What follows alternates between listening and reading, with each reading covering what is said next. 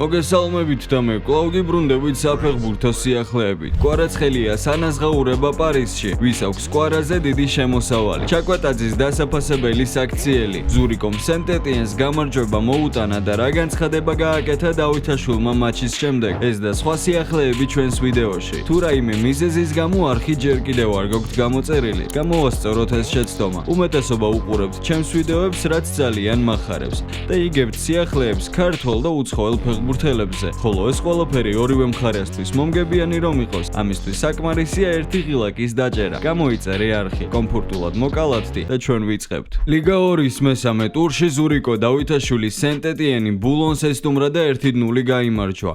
პირველ ტაიმში სენტ-ეტიენი უპირატესობას ფლობდა, თუმცა რეალური საგოლე მომენტი ზურიკოს გუნდს არ ქონია. მეორე ტაიმში მწვანეები ისევ ბევრს აქტიურობდნენ. 74 წუთზე კი თავისი გუნდი ზურიკომ დააწინაურა. ერიკ ჰორნელანდმა ზურიკო 99 წუთზე შეცვალა. ქართველმა ფეხბურთელმა სოფასკორისგან 7.2 ქულიანი შეფასება დაიმსახურა.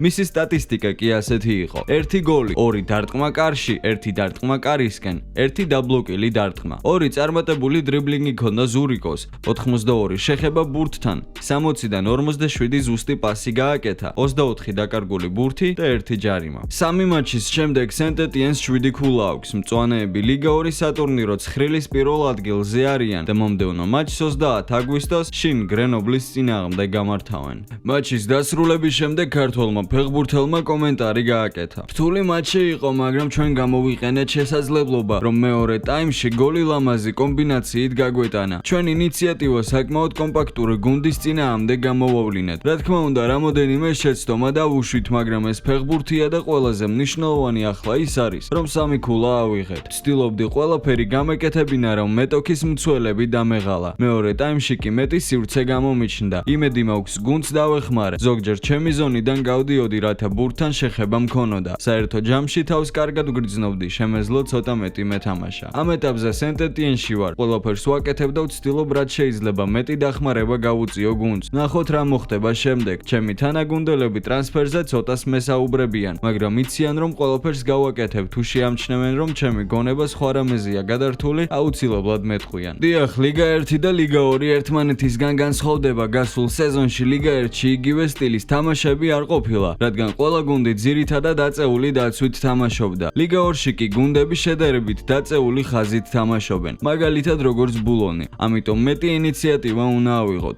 ლიგა 1 და ლიგა 2 ერთმანეთის მსგავსი არ არის. ბულონმა კარგად ითამაშა, დიდი ძალისხმევა გაიღეს. დაცვაში კარგად თამაშობდნენ და კონტრშეტევებზეც სახიფათოდ გადადიოდნენ. კარგი გუნდია, ამის მიუხედავად ვფიქრობ, რომ გამარჯვება დავიმსახურეთ, რადგან მატჩს ვაკონტროლებდით. რა თქმა უნდა, შეცდომებიც იყო, მაგრამ ფეხბურთი ასეთია. სატრანსფერო ფანჯარა? ამაზე საუბარი არ მინდა. ამჟამად სენტ-ეტიენში ვარ და ამ გუნდისთვის ვთამაშობ. 3 თამაში 2 გოლი საუკეთესო პასუხია. საფრანგეთის ლიგა 1-ის მეორე ტურში ლიონმა შინ მეცი 3-0 დაამარცხა. ლიონელთა სასტარტო 11-ულში გიორგი მიქაუტაძემ შეუცვლელად ითამაშა, თუმცა მისი დღე არ იყო. ყოფილ გუნდთან მატჩში გოლის გატანის რამოდენიმე მცდელობა უშედეგო იყო, თუმცა ისიც უნდა ითქვას, რომ 100%-იანი მომენტი არ ქონია. ლიგა 1-ში გიორგი აბუაშვილის დებიუტი შედგა. დაცვასა თუ შეტევაში ბევრი იშრომა და ტოპ ლიგაში პირველი მატჩიდან გამომდინარე კარგი შთაბეჭდილება დატოვა. საფეხბურთო ინტელექტი, ტექნიკური ცოდნა და ტექნიკური უნარები გამოავლინა, თუმცა მისი პოტენციალის ფეხბურთელს გაცილებით მეტი შეუძლია. ეს მხოლოდ პირველი მატჩია და მისგან კიდევ უფრო კარგი თამაშის, პროგრესისა და შეტევაში უფრო მწვავე მოქმედების მოლოდინი გვაქვს. აბუაშვილის დღევანდელი თამაშიდან რამოდენიმე ეპიზოდია გამოსარჩევი. მათ შორის მე-6 წუთზე მიქაუტაძესთან ორთაბრძოლა, როცა თავგანწირული იყო. მეცის სასტარტო შემადგენლობაში გიორგი აბუაშვილთან ერთად გიორგი წიტაიშვილმა ითამაშა. ორივე მათგანი 62 წუთზე შეცვალეს, როცა ანგარიში 2-0 იყო. ლიონმა საწყის ორ ტურში ქულათა მაქსიმუმი მოაგროვა. პირველ ტურში მიქაუტაძის გოლით გასვლაზე ლანსი დაამარცხა. ლიონისგან განსხვავებით მეცმა ორივე მატჩი დათმო. პირველ ტურში შინ სტრასბურგთან 0-1 დამარცხდა. ლიონს ჯერ გოლი არ გაუშვია, მეც კი არ გაუტანია. შეხვედრის დასრულების შემდეგ გიორგი მიქაუტაძემ სოციალურ ქსელში განცხადება გაავრცელა და ქართველებთან შეხვედრასაც გამოეხმაურა. ზუსტად ისეთი საღამო იყო, როგორიც ჩვენ გვიყვარს. მადლობა გულშემატკივრებს. თქვენი მხარდაჭერა მთელი სეზონის განმავლობაში დაგჭირდება. მეც თან განსაკუთრებული ფიქრები მაკავშირებს და ამ გუნდს ყველაფერს საუკეთესოს ვუსურვებ.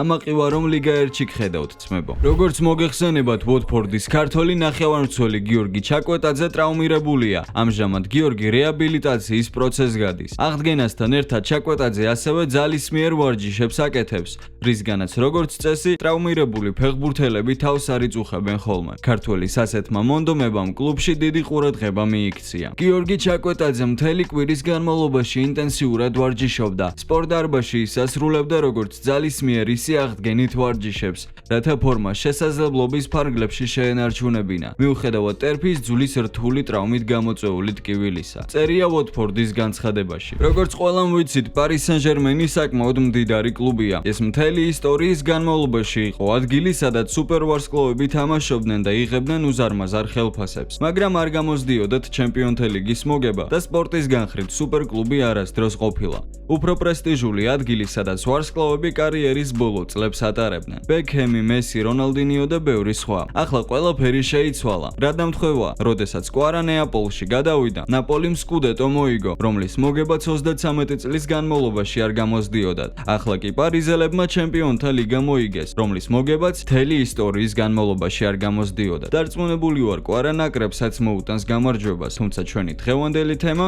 მისი ანაზღაურებაა პარიზულ კლუბში. სანამ გადავალთ ამ ინფორმაციაზე, ჩემი თხოვნა იქნება მოიწონოთ ვიდეო. შევეცადოთ რომ ავიდეთ 1500 მოწონებაზე. ფიქრობ რომ ეს გამოგივათ. კვარა ახალ გუნდში წლიურად 11 მილიონ ევროს გამოიმუშავებს. რაც მის ძველ ხელფასზე თითქმის 6-ჯერ მეტია. გთავაზობთ PSG-ს ყველაზე მაღალ ანაზღაურებადი ფეხბურთელების სიას. პირველ ადგილზე უსმან დემბელე 16.8 მილიონი ევრო. მეორე ადგილზე ლუკას ჰერნანდესი იმყოფება 16 მილიონი ევრო. მესამეზე მარკინიოსი 13.8 მილიონი ევრო. მეოთხეზე აშრაფ ჰაკიმი, რომელიც ასევე სუპერვარსკვლავია 11.9 მილიონი ევრო. ხოლო ხვიჩა კვარაცხელია მეხუთე ადგილზე იმყოფება 11 მილიონი ევრო. ფიქრობ რომ კვარაცხელია კიდევ უფრო მეც მიაღწევს და შესაბამისად მისი ხელფასიც უფრო და უფრო გაიზრდება. ძალიან დიდი იმედი მაქვს რომ სპორტის მხრივ და სკილების მხრივ ხვიჩა ძალიან განვითარდება პარიზში, მით უმეტეს ლუის ენრიკეს ქვეშ. შემდეგ კი იმედი მაქვს რომ სუპერვარსკვლავის რანგით გადავა მადრიდის რეალში და სამეფო კლუბთან ერთადაც შემოგთავაზებს რაღაც მაგარ სიახლეებს. დაწერეთ კომენტარებში თქვენი აზრი, რამდენად შესაძლებელია ეს ყველაფერი და ვიხილავთ თუ არა ხვიჩა კვარაცხელიას სამეფო კლუბში. დღევანდელი ჩვენი ვიდეო დასასრულს მივახლოვ და იმედია მოგეწონათ. ასეთ შემთხვევაში აუცილებლად დააჭირე ლაიქის ღილაკს, გამოიწერე არხი და დარჩი ჩვენთან ხაზზე, რადგან მალე ახალი სიახლეებით დაგიბრუნდებით.